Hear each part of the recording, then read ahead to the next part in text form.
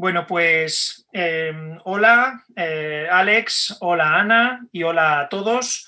Bienvenidos a la sección de video podcast de PostC, la revista de divulgación científica sobre crimen, ciencia y sociedad de la era post-COVID-19.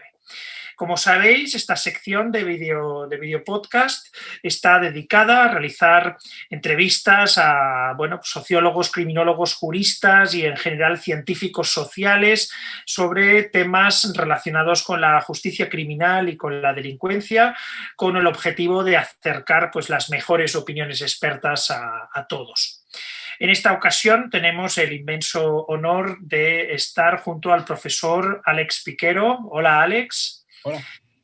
Aunque muchos, seguramente lo conoceréis muy bien por ser uno de los criminólogos más reputados, más reconocidos en todo el mundo. El profesor Piquero es catedrático de Criminología en la Universidad de Miami, también en la Universidad de Monash, y recientemente se ha incorporado al Centro Crimina como investigador asociado. Y estamos muy contentos y muy orgullosos de ello. Pero sobre todo, el profesor Piquero es internacionalmente reconocido como uno de los científicos sociales más prestigiosos del mundo. Su trabajo ha sido citado más de 45.000 veces. Esto que, es decir, muchas veces da vergüenza, pero en este caso hay que decirlo, con un índice H de 113 en Google Scholar, su nombre e investigación están desde 1996 en el primer lugar del ranking de los criminólogos a nivel mundial, en términos de publicaciones en las revistas de criminología y de justicia penal más prestigiosas del mundo.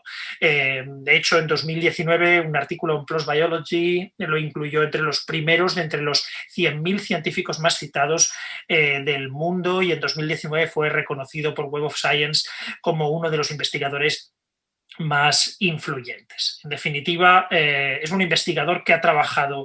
Es difícil decir qué temas no ha trabajado el profesor Piquero, casi sería más fácil decir qué no ha trabajado, pero tampoco sé si me siento capaz ahora de encontrar temas, porque es verdad que tiene, aunque es específicamente en algunas materias, es especialmente reconocido en temas de todo tipo, desde tendencias del crimen, criminología del desarrollo, criminología ambiental, prevención, tendencias.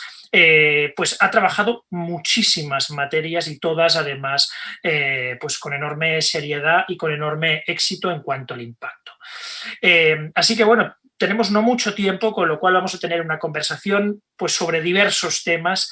Y so, Álex, thank you very much for being here today with us and for accepting this interview despite the dates that we are recording this. The truth is that we would love to chat with you for hours, and we would ask you so many more questions. Maybe this is not going to be the last interview we have for PostC, but we want to thank you first of all to be here with us. We have selected some topics, some about your specific research and also about your career in criminology. So let's begin. To break the ice, that was something not unexpected, that you were some of the colleagues that were going to analyze how COVID-19 crisis was affecting crime. Many researchers in criminology quickly set out to collect data and analyze it in order to see how this crisis was affecting crime. However, some authors also are warning that we have to be careful, because this initial analysis could be rushed. Do you think that analyzing this phenomenon from the beginning of the pandemic, as you have done and you are doing, was a rushed event that would now force us to re-examine all this data or studies? And in this same sense, why is it interesting for you to analyze and study the relationship between the coronavirus crisis and crime? Well, thank you, Fernando. It's a pleasure to be here with everybody. Mucho gusto. I agree and disagree with the comment about research on COVID-19, and here's why. when we do studies of recidivism, some studies are 3-month studies. Some studies are 6-month studies. Some studies are 1-year studies. Some studies are 3-year studies. And we should not do something simply because the time is too short. I think we need all kinds of research on all kinds of questions, and that builds the knowledge base. So, for example, the people who have been doing the initial work on COVID and the lockdowns and how it's affected crime, myself included, we were very, very careful. In fact, in our title, it says that this is a short-term analysis because we don't know what the future will hold 6 months from now or 9 months from now. None of us know, right, what's going to happen. And so I think that it's important to look at what happens to people when they lose their jobs, when they're forced inside, what happens to domestic violence, which is what we studied, what happens to theft. And what we have seen around the world is in the initial lockdowns parts of dealing with COVID in March, April of 2020, we saw short-term increases in a lot of violent crime and decreases in a lot of property crime. And that story makes a lot of sense because people are home now. So we have capable guardians at home. A lot of businesses are closed, and people being at home, they're confined and they get stressed, they get anxious, and they get angry. What we're seeing, at least in the United States and in my work in Australia, is that the increases in violence are still continuing. In fact, in the United States, just about every big city by the end of 2020 saw sizable increases in shootings and in homicides. And was it COVID? Don't know. As you know, it's impossible to know which exact thing was driving that effect. But it's interesting that it's happening everywhere at the same time. And so I think that we need to do research that's short-term, that's long-term. But if you're doing the research that's short-term, you just have to be very open and honest and say the limitation of this is we don't know if these trends will last. But as you know, that's what studying crime trends is all about. It's like studying trends in La Liga, right? And so the first few games of the year, you might be on a hot streak, but that doesn't mean you're going to win the Champions Cup. And so I think we have to do short-term studies, middle-range studies, and long-term studies of all kinds of crimes during this awful period that all of us are in. Yeah, I agree with you. And when is this topic discussed about if we have to wait to do research or not, the thing that we have now is that maybe we are not going to make the best analysis now, but maybe we can begin the path, and also we can find some variables that in the future are going to be very interesting. Exactly. And think about the following. When we did our study in Dallas, we did a 1-month look after the stay-at-home orders were in place. We saw a domestic violence increase in arrests in the first 2 weeks. Domestic violence shelters also saw increases in the calls. So if we don't track that, how are we able to help the victims of domestic violence if we don't know what's going on? So from a purely humane perspective, we need to track crime daily, regardless if it's COVID or not, because we can target resources, whether it's the police, whether it's community-based prevention agencies or social service agencies.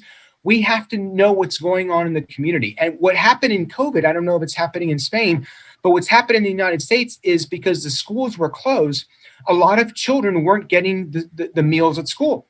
And so there's been a huge amount of people in lines to get just food because they can't get food to eat. And so without tracking the data, we don't know that exists. And so we have to do the best we can at studying the phenomenon, whether COVID or not, but also be very open and upfront, as you said, Fernando. These are the limitations of the study, and we have to continue to track it going forward. So thank you. Regarding this, what kind of lessons do you think, or what kind of opportunities do you think that this context of exceptionality can be helpful in adopting public strategies related to crime for times of normality?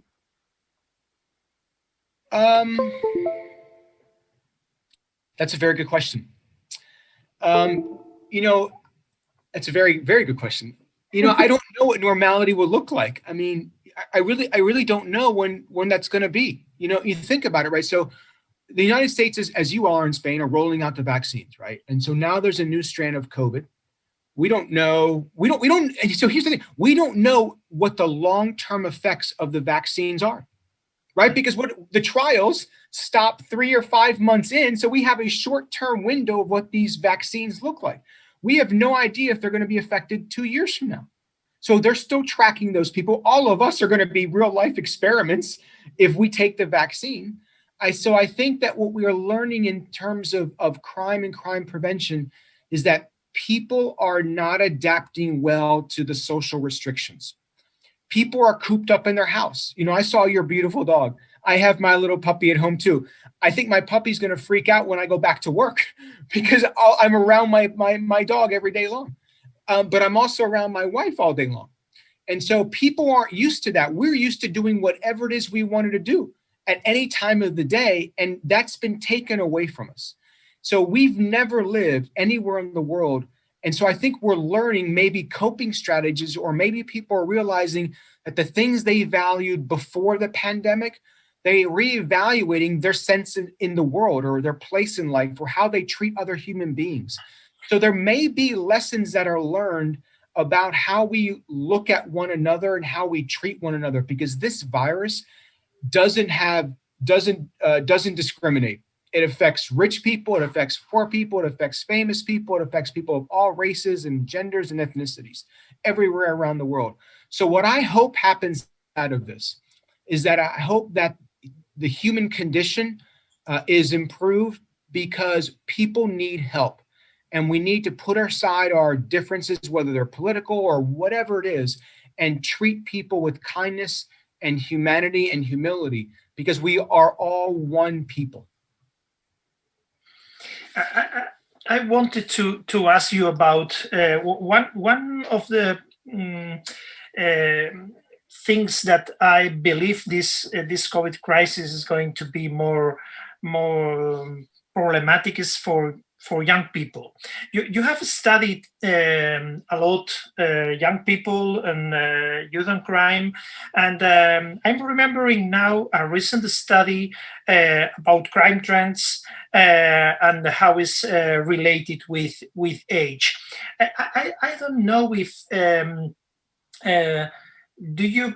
It's very difficult to anticipate, but for what you know about the relationship of the crime drop, the so-called crime drop, with youth delinquency, the thing is, do you believe this crisis can have an impact with crimes committed by young people? Yeah, and that's what we're seeing actually in the United States, Fernando. In fact, last night here in Miami, there was a shooting of a bunch of teenagers on a basketball court. What's happening is a lot of these kids aren't in school, and they're at home, and they have many of the frustrations and many of the anxiety that a lot of adults have. But right now, at least in the United States, what we're seeing, and in other parts of the world, we're starting to see some increases, is that kids solve problems with guns rather than with knives or fists. And guns are much more lethal.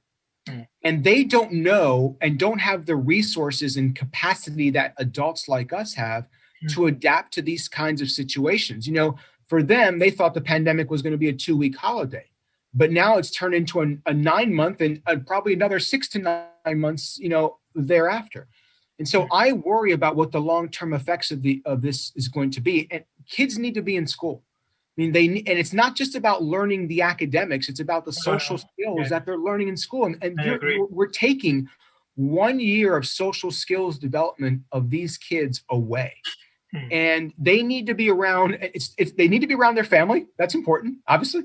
But they need to be around people who are not like them, who don't think like them, because they need to be challenged. And that's how all we grow as adults. And that is, we don't know what's going to happen. And it's a potentially awful human thing, but it's an important research question about how these kids adapt.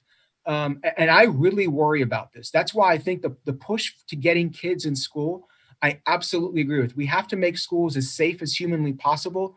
but they need the learning experience of being in the classroom with other people, because it's not just about the academics, it's about everything else that we took for granted when we were kids. We did it all. And, you know, they're missing that important part of their lives. And it's not just in school, right? It's athletic programs, or it's in recreational groups. It's just being around other people. And it's important to develop that sense of autonomy and independence in adolescence. And so I worry a lot about it. Another area of interest reflected in your publications is the issue of immigration and crime in the United States. So in one of your papers, you showed, or you and your colleagues showed that immigrants do not commit more crimes than nationals, but it seems that the public perception that they do is maintained over time, and perhaps has been fed in recent years by the speeches of the now ex-President Trump. So why do you think this kind of research does not fit into the society in which anxiety about crime committed by immigrants is so important? And how do you think these misperceptions about this issue affect the treatment of immigrants? And also, what do you think criminologists can contribute, or what social responsibility do we criminologists have with respect to this? So that's a really good question. We have been dealing with the immigration crime problem, or immigration social ills problem, since immigrants came to every country around the world. Since it happened in the United States, it happened in Spain, it happens in England, it happens everywhere. And the general fear is that these people are going to come here, take our jobs, and change our culture and way of life. I'm doing work on immigration in Australia, and it's the same thing in Australia. You have immigrants. They're not in the United States. The immigrant criminal is a Hispanic person. In Australia, it's either an Indian person or someone from the Middle East or something like that. So it's the same issue. It's just a different ethnicity of an immigrant. And the years, as you said, years and years and years and years and years of different research and different studies in different places continues to show the same thing. And it gets very frustrating as a criminologist when this happens and we can't get through to people. All we can do is keep putting the science out there as best as we possibly can for people to pay attention to, and then go from there. And it's very similar to the research programs in America on DARE, you know, the drug abuse resistance education, where you have officers come in and talk to kids. You know, that line of research continues to show no effect for the program working, but they continue to do the program. And so you have these people's perceptions, and some people, no matter how much science you give them, are not going to believe the data. And we're seeing this now with the COVID vaccines. No matter how good the science and data is, people are not willing to look at and listen to the data.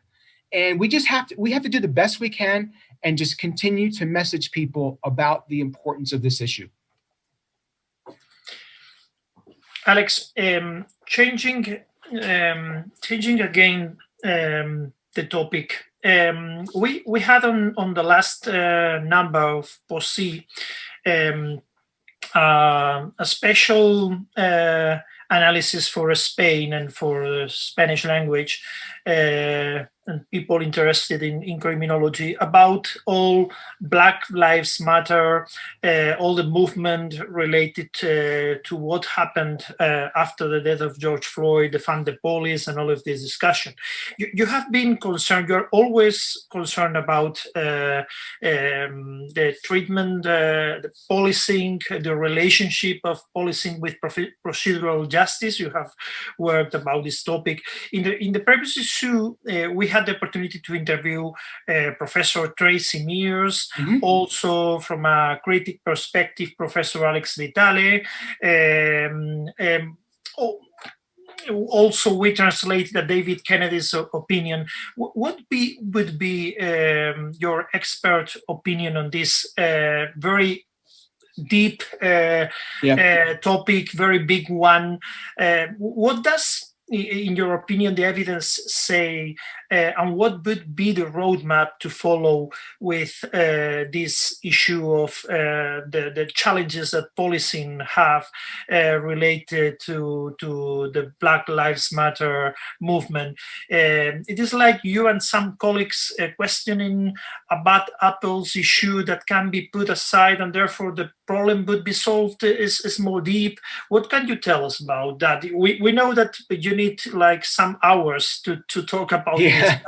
On a little time, what would you tell us? So policing in the United States has a very racialized history. Its beginnings began with the slave patrols, and there has to be a recognition of that. At the same time, we have to do as much as we can to train officers about their perceptions and about how they view other people. As you know, there's a lot of discussion in America about implicit bias and explicit bias. And police officers, our research shows that they actually have more implicit bias. But it's also true not just of white officers, it's also true of Black officers, just not as much as white officers. So there needs to be a recognition of training in the academy when police officers are being trained to focus on, that certain people, just because they look a certain way, aren't necessarily more criminal. But I think, Fernando, the more general issue is that by the time they become police officers in their 20s, they've already lived in the world for 20 years. So they're developing these attitudes before they become police officers. It's not that they become police officers and all of a sudden they become racist. So these individuals are having these perceptions. So for family, in school, in their communities for 18 to 20 years. So that's where the problem lies, is that the most important thing we can do is educate people that differences, whether they're racial, whether they're gender, whether they're political, whether they're immigrant, whatever it is, whatever those differences are not to be vilified, they're to be celebrated. And so the only way you get this to work is you have to educate people and have people be around other people so that they don't see color and they don't see ethnicity. What they see is a human being. And I talk about, this in many different ways because it's a very emotional topic for a lot of people. And I think at the end of the day, people have to just come to grips with the fact that we have all of the same traits. We all bleed the same colors if we cut our hand, right? And when you go to a big stadium and you watch a football match in Barcelona or Madrid or Bilbao or whatever city, people don't look at race differences anymore. They don't look at ethnic differences there because they're focused on something that they all agree on. And so I think what we need to do is stop focusing on the differences and find the areas where we all agree. And then from there, we start to build relationships and we try to build cooperation. And in the policing context, it can't be the police versus the community. It has to be the police and the community working together. And that's where people, they look at these cell phone videos and they say, oh, wow, all cops are bad. No, that's not true. We just have evidence now that this exists, but it has existed well before cell phone video existed. But it doesn't mean that all police officers are bad. There are bad doctors, there are bad lawyers, there are bad airline pilots, there are bad firefighters. That's the way it is. But we recognize that we have to train people as best as we possibly can in the profession, but also recognize that this happens for when these kids are born and their parents are already socializing them. So that's where we have to put the attention, is in the socialization of the parents. And so that, what do you think? I know that is a deep debate, but when you hear these ideas of defund the police, I know that it cannot be explained because it's a complex thing to change the founding of some topics of that is involved policing. But do you think this is something that is going to be solved with that kind of movements or need a deeper change? Yeah, so that's a really good question. And I don't like the word defund the police and the reason why I don't like it is people throw it around and have no idea what it means. And so the issue is not necessarily defunding the police. The issue is, what do we want the police to do and how do we want them to do it? That's the issue. And then from that, then you decide whatever appropriations needs to be. Every police department in the United States continues to get things added to them. When there's someone in the middle of the street, like it was here in Miami in August, there was someone walking down the middle of the street naked with a machete. Who do you call? Do you call a social worker? Do you call the police department, right? Because someone's walking around with a machete, right? But most people don't walk around with machetes, right? So the issue now is a call about mental health services and social services, and let's take money away from the police department and put it over there. I don't think that these things are mutually exclusive. You can still fund the police department and have them do their job, which is to police crime, and then create and staff an agency that has the tools and the resources to deal with those kinds of calls. This is not about taking money away from something and putting it somewhere else. It's about saying, what are the roles of these agencies? And every police department in the United States, at least, every big city chief will tell you over and over again, we keep getting stuff dumped onto us. Police officers aren't trained to deal with mental health crises. They're not trained to do that. They don't want to do that. We need to have agencies that are staffed and resourced to do just that. So I don't like the idea of defunding the police. I like the idea of reimagining the police. What do we want them to do? How do we want them to do it? Thank you. Another issue that we want to talk about is about a problem of the United States criminal justice system, which is mass incarceration. Yep.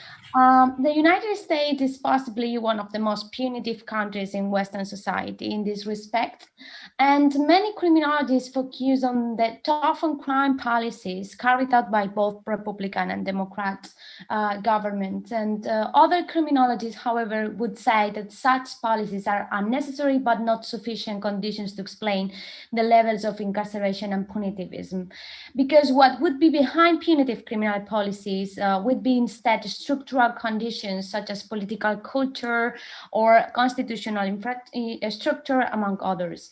What is your opinion on this, and to what extent do you think that the strategies called smart on crime would help reduce incarceration rates? Well, the United States wins in a lot of things, and winning in the incarceration area is not one we're very proud of. But I can say this, in the 1980s, the United States, at least the federal government, was responsible for the increase in crime. Between 1925 and 1979, punishment in the United States, incarceration was pretty stable. Then in the 1980s, we saw, at least in the United States, the crack epidemic, which was killing a lot of people. A lot of kids were killing a lot of kids. And the federal government decided to create the crack sentencing laws that ended up incarcerating a lot of people for long periods of time. So it wasn't just a lot of people. It was a lot of people for a long period of time. So they were being incarcerated until they were 50, 60, 70 years old when their probability of committing crime would be very, very low. What happened in the 1990s when the crime rate started to go down, the economy was good, at least in the United States, we started to see the ill effects of the incarceration boom affect states. So in 1996 in California, the state of California was paying more money for their corrections budget than they were paying for their entire education budget. What happened then is money is the great uniter. It unites Democrats and it unites Republicans, at least in the United States. And so they decided, well, wait a second, we can't have this issue going on. We can't have our state budgets depleted. So the right on crime movement, the smart on crime movement got together and said, let's start thinking about a different way of punishing people. Because some people need to be in prison. There's no doubt about that. The question is, who needs to be in prison and who needs to be in prison for a long period of time? In the United States, we were incarcerating way too many people for the wrong offenses for way too long a period of time. Fortunately, what we're seeing in the United States is incarceration rates have gone down, both at the state level and at the federal level. And what's happening now is that COVID actually ended up letting some people be released because jails and prisons, as you know, aren't meant for social distancing.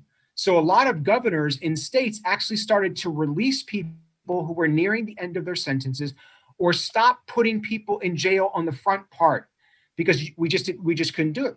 And some people will say, oh my God, crime's going to go, but that didn't happen. The people who've left those prisons and jails haven't committed more crime simply because they've been out. So COVID has created an opportunity to reimagine who we should be incarcerating and for how long.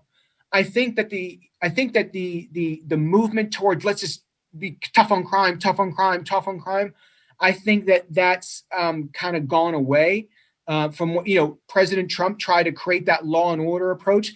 And he did that, but he didn't do it with incarceration, which is really interesting. He only did it with the policing side of things, not with prisoning people. He was actually in favor of something called the Second Chance Act about, giving more rehabilitative services to offenders, not locking up drug offenders for long periods of time. So he chose a certain kind of law and order.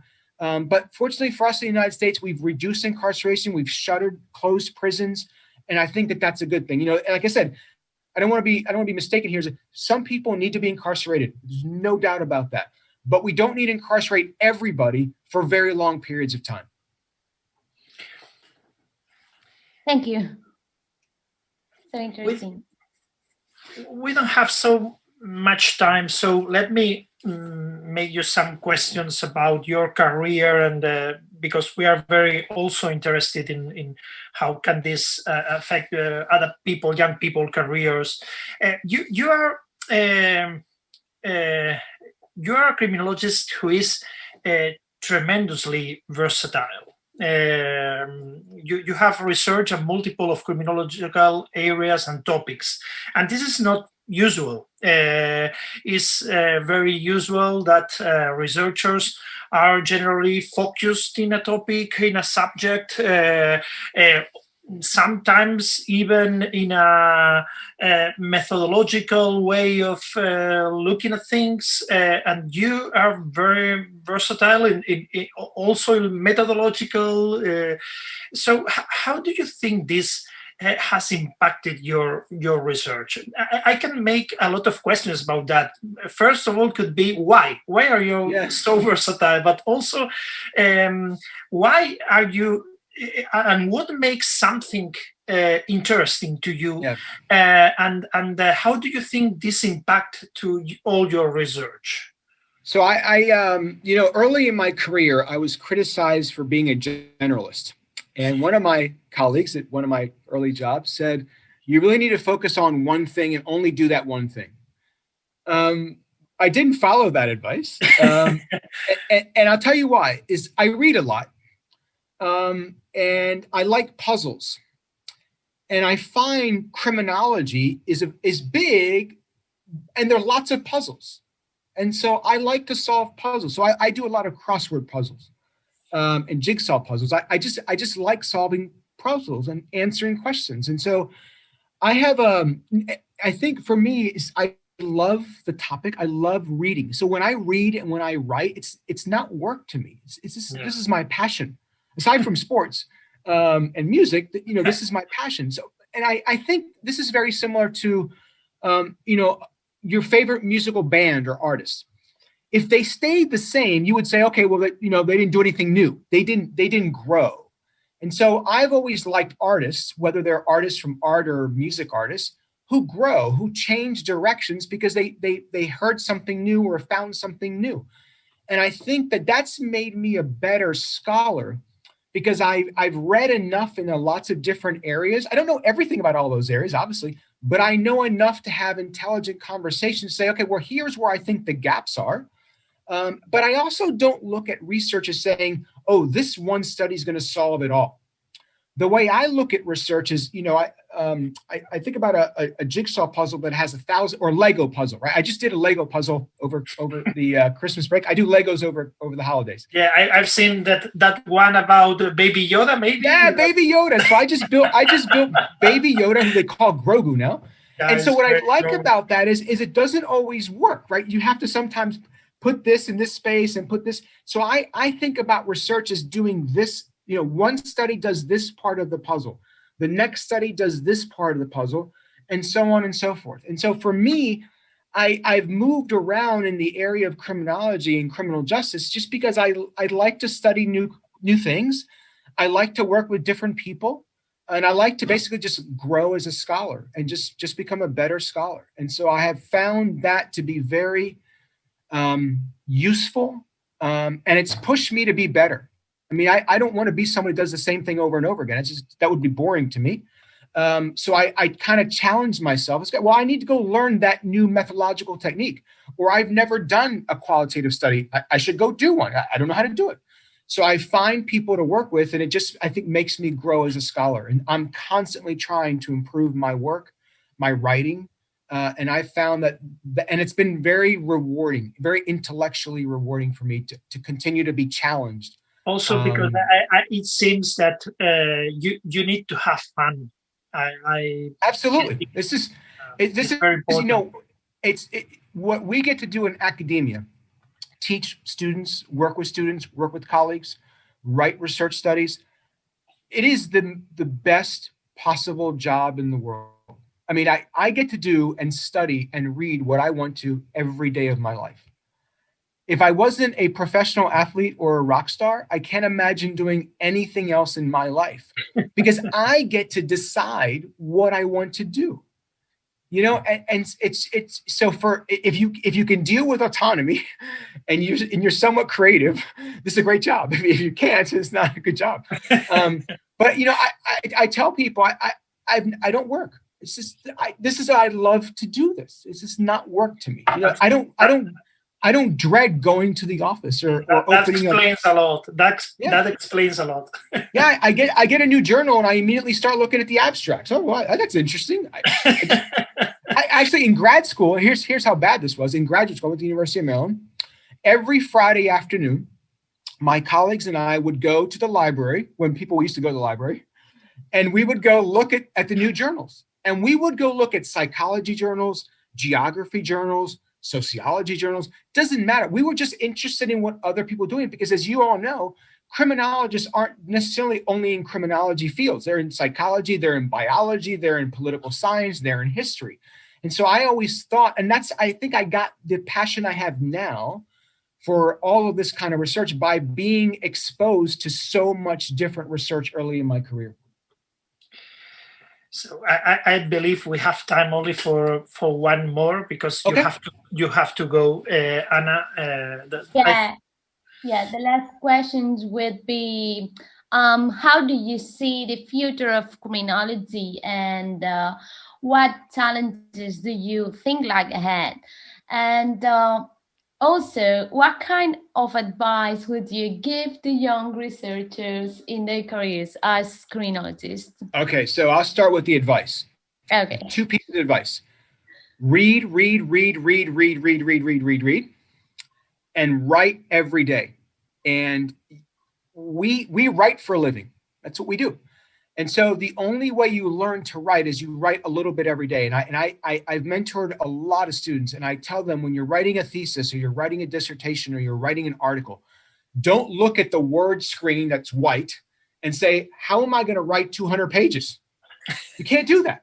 But you can say, I'm going to write this sentence and I'm going to describe this variable in my methods today, or I'm going to write this paragraph about control theory today. Because not every day, your mind is not always going to be in that part of the document, but you have to get in the habit of writing. It's like lifting weights. It's like you got to do it over and over and over again. Thank you, Álex, to say that to Anna. So you read and write. That's what we do for a living. We read and we write. We read and we write. But you have to do it every day. And I write every day for 15 minutes. And if you can't find 15 minutes in a day, writing is not in your career, because you have to do this. And so, and again, it's just putting something down, and you could look at it tomorrow and go, that's awful, but at least you're getting into the habit. So that's the advice I have for younger career scholars. The future is very bright because people like you teach me new things. And so that's what I love about working with students is they ask me to help mentor them or to work with them, my only statement to them is, teach me something I don't know. And so I'm constantly learning, because the students today have more training in certain areas that I had when I was in school 25, 30 years ago. So I'm constantly trying to learn. And so that's why I think it's bright. What worries me a bit is there is a movement in the social sciences, not just in criminology, of more activism than science. And I think it's important for people to be activists and to, talk about important issues, but I think they need to do that from a scientific bedrock. When you don't have the science and you don't have data behind you, you're just another person with an opinion. And the world's full of those people. So I worry a little bit about that. And I don't want to stop that. But I think if you're going to be on a platform, that you need to have some science and some data that supports your argument. And so I have a little bit of a worry about that. I think that social media has helped that, because now people can just say whatever it is they want to say, and people do that all the time. And social media is good and bad, right? It's good and bad. We have to harness the good about it and go forward with it. So that's my advice. That's what excites me, and that's my worry. Great question. Thank you very much. And great answer. Great answer. Thank you, Álex. I think it's very clear. We will need another one. I look forward to it. Yeah. That's a good thing of letting so many topics that we didn't talk with you. But thank you a lot for being with us. Okay. And let's begin this path. And thank you for telling all these reflections that are very, very interesting, Álex. Okay, mucho gusto. Cuídate.